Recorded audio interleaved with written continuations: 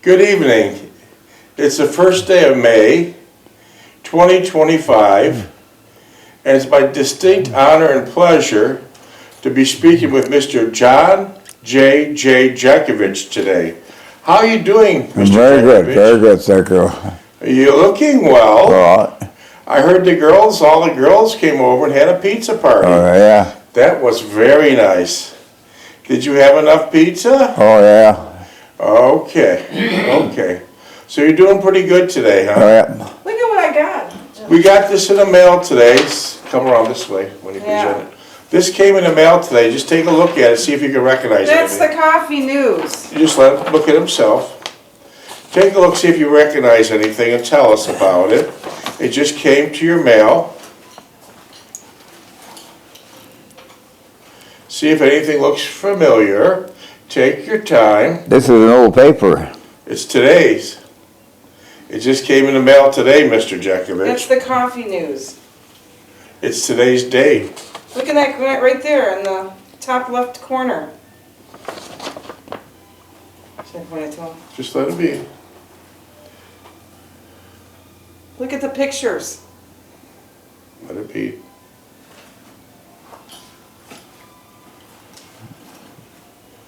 Now that's a May 2025 edition that we were just delivered. I believe they make 105,000 copies. Look at the top left. Coffee hours, coffee menus. You see anything that looks familiar?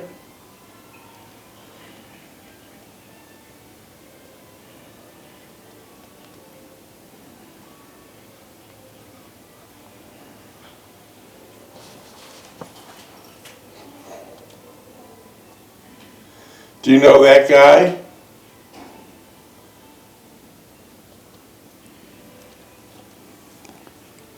They're celebrating the New Year. But do you know that guy? Huh? Do you know that guy? Yeah, that's me. Yeah. Okay. They picked it up off of your video and they put it on the front page. It was very nice. Okay? All right. Because we had you reading, you were one of these months, I don't know when, you were reading that, and they took it off of our videos that we do every night, and that's you. Okay. Pretty neat. So there it is, Mr. Jeckovich is there. And it's the first day of May 2025, and it's my pleasure and honor to be speaking with Mr. John J. Jeckovich in Studio 6A. Mr. Jeckovich was from Company H, the 2nd Battalion of the 291st Regiment of the 75th Infantry Division of the U.S. Army during World War II. Mr. Jeckovich lives by the motto, yesterday is history, tomorrow is a mystery, and today is a gift. Mr. Jeckovich went into the service as a teenager, and he was always on the front line infantry, from a teenager to when the war was over.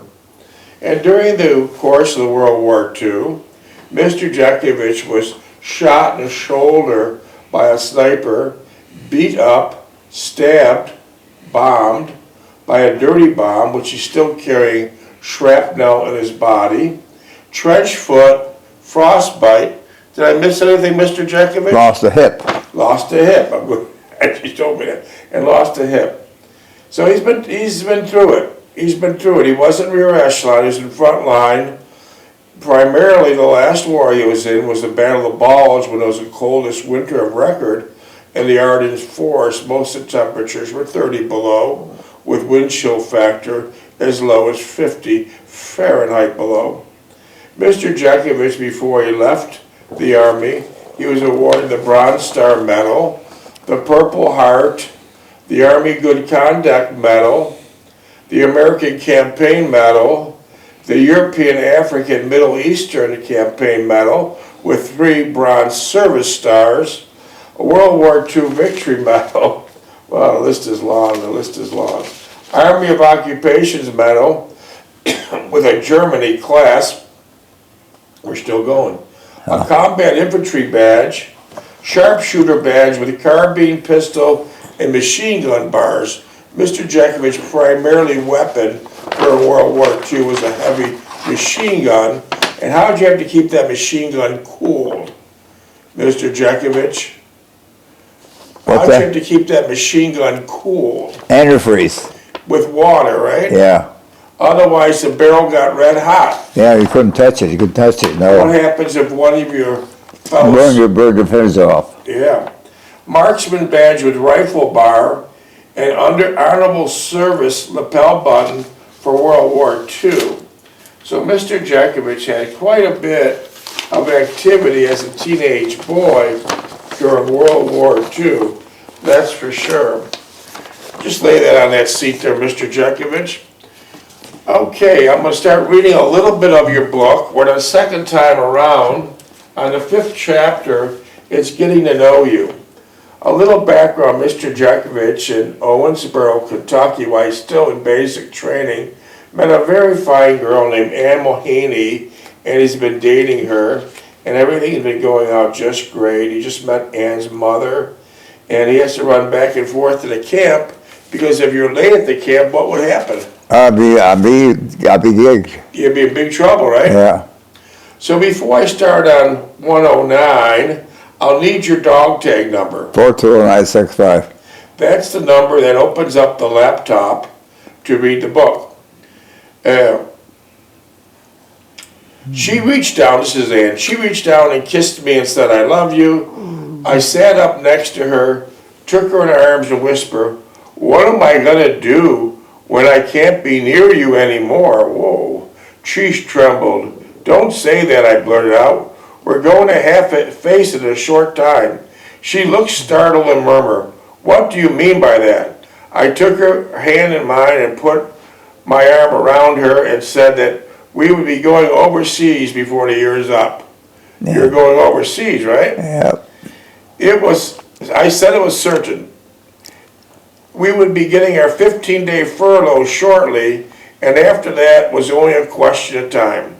She began sobbing softly, and I held her in my arms, trying to kiss the tears away. She sat there as I held her. She stopped sobbing, but was still trembling slightly. I said that everything would work out. The war would not last much longer. That's true, the war didn't last much longer. And if she still wanted me, I would come back for her after it was all over with. So let's just take that part right there. You had said you'd come back for Ann Mulhaney once the war was over with. How'd that work out? It didn't work out. Did you come back? I came back. You came back? Yeah. And what happened? Well, I didn't see Anna Mulhaney. Couldn't find her. Couldn't find her. An interesting fact, though, Mr. Jeckovich, and I know this because I was there when this event took place, 80 years later, he called Ann Mulhaney. She's still living in Owensboro, Kentucky, and she answered the phone. Tell me how that conversation went. Well, she's 89 years old. She's feeble now. Yeah. Yeah, I had a heart. I felt sorry for her. You felt sorry for her. Because you're thinking of her as a 19-year-old girl, right? Yeah. 80 years later, you called her. Holy cow. Ironically, she answered the phone. Yeah, so she was still alive. And so, yeah. And so, after you hung up that phone, what was your first course of action? I took her picture down and put my mother's picture up. Uh-huh. So you had Ann's picture on your office wall for 80 years, and then minutes? 20. And then when you removed the picture, the wall was stained yellow because it's I been there for put her picture in a towel and wrapped it in a towel. All right, so you took Ann's picture and wrapped it in a towel, and where is it now? Probably in the someplace up in there. And then what picture did you put up? Pardon? What picture did you put up? I put my mother's up. Okay, now that's how we're getting to the title of the book. Yeah. Their mother's sons.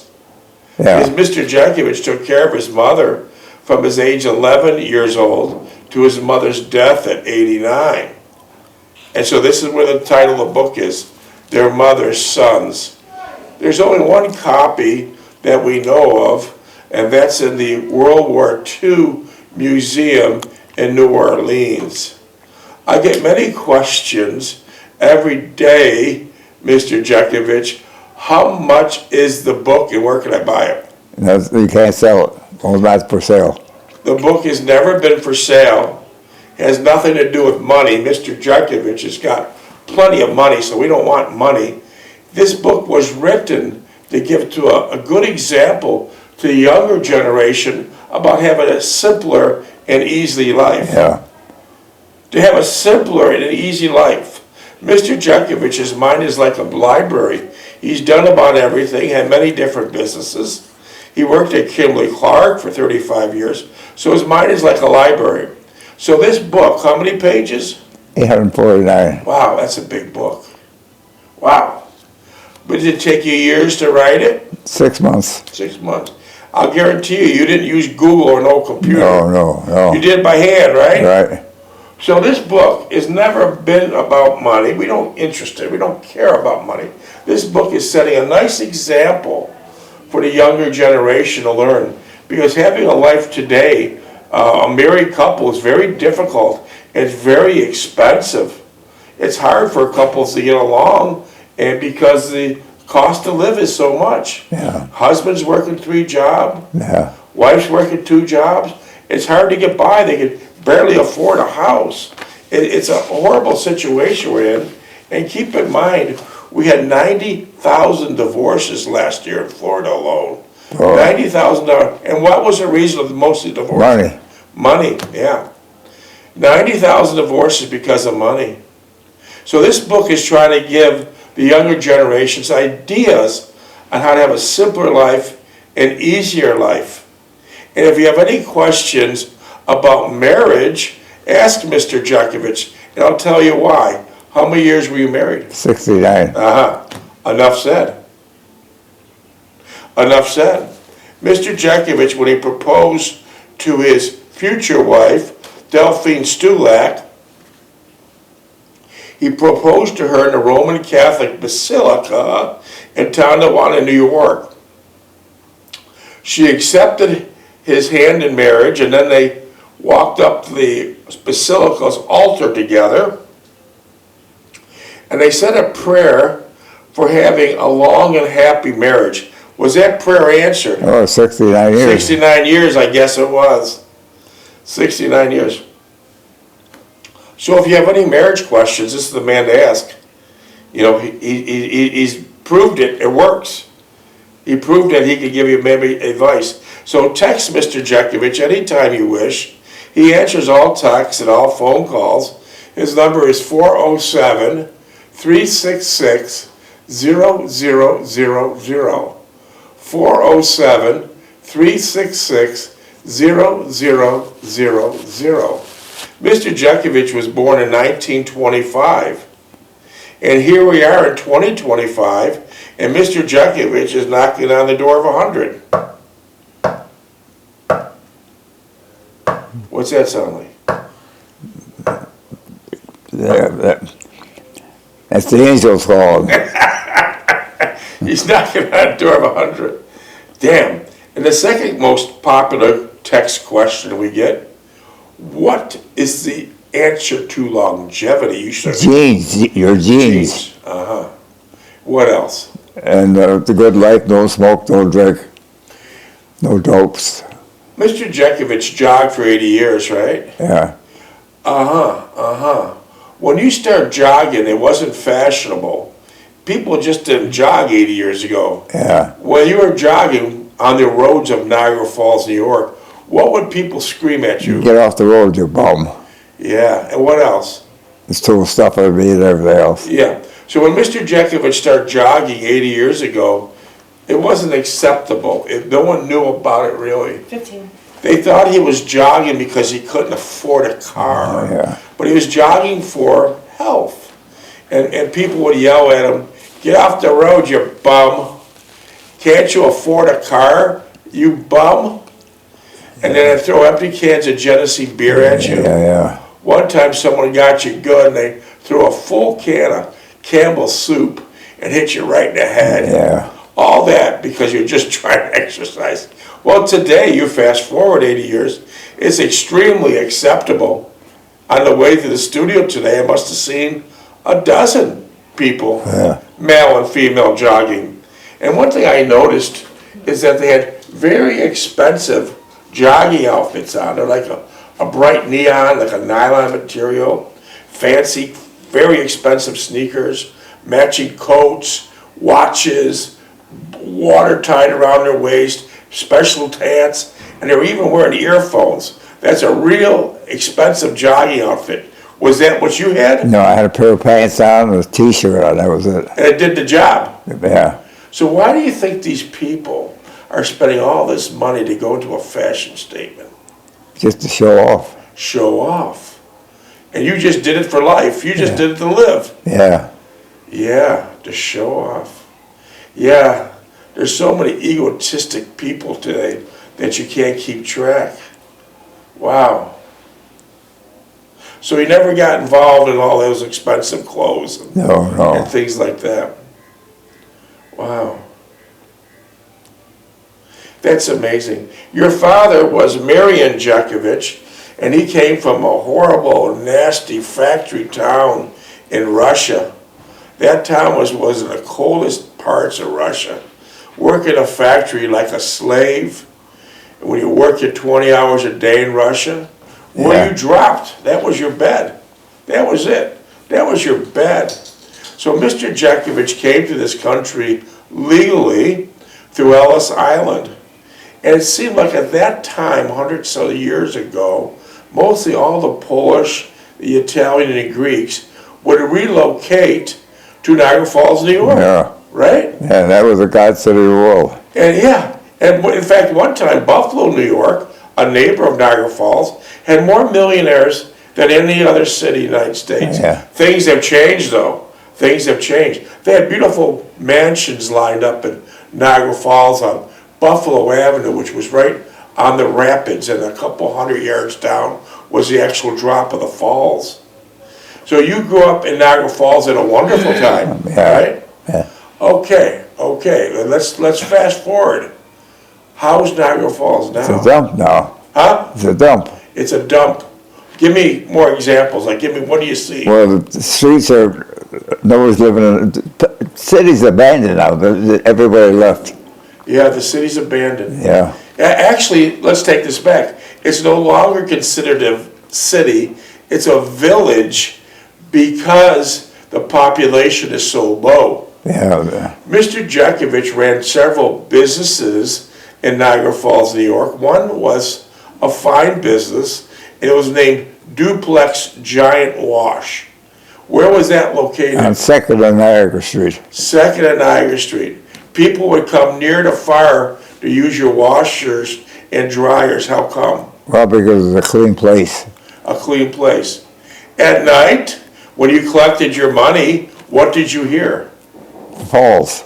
You heard the roar of the falls. Yeah, roar of the falls. Yeah. And who helped you run this laundromat? My wife did for a while. Your wife, Delphine, did a good job? Oh, yeah. Uh-huh.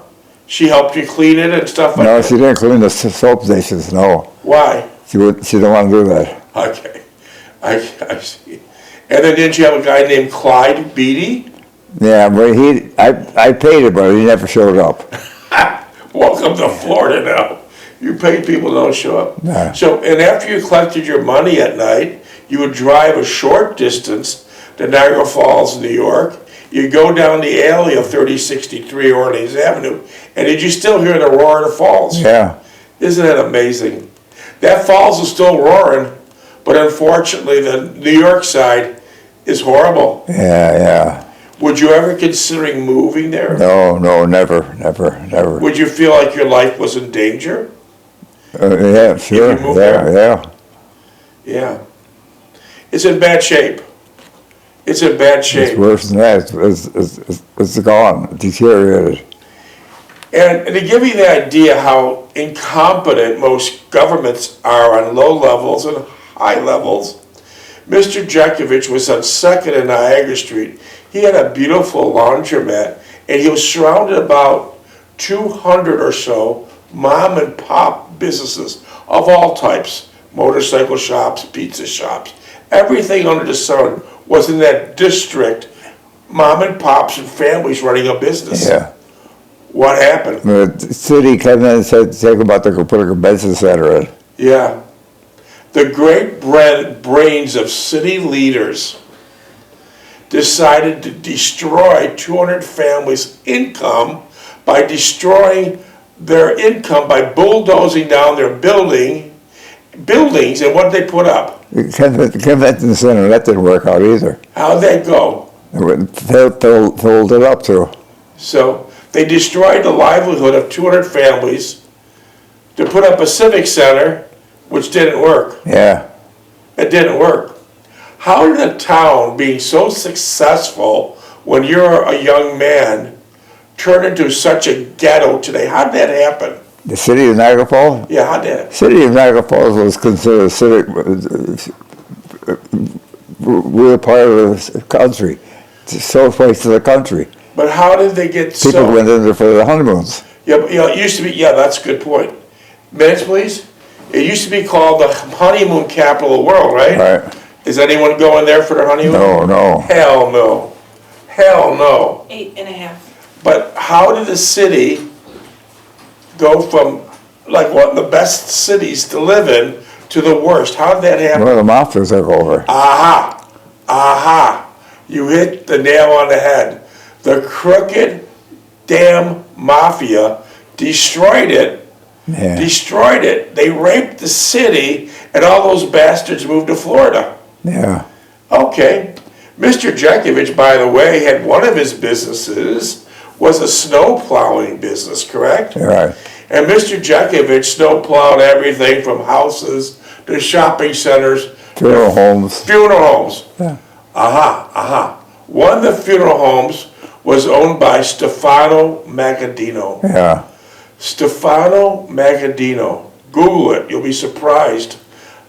Okay, tell us what Stefano asked you at 10 o'clock in the morning after you got done. Yeah, no, he called me and he grabbed me. I was so proud of his driveway. He said, come in, John, have breakfast. I was not out busy. He said, come in right now, have a breakfast with us. Did you have breakfast? Oh, yeah. And what did you have? Eggs, sausages. Spaghetti too? Yeah.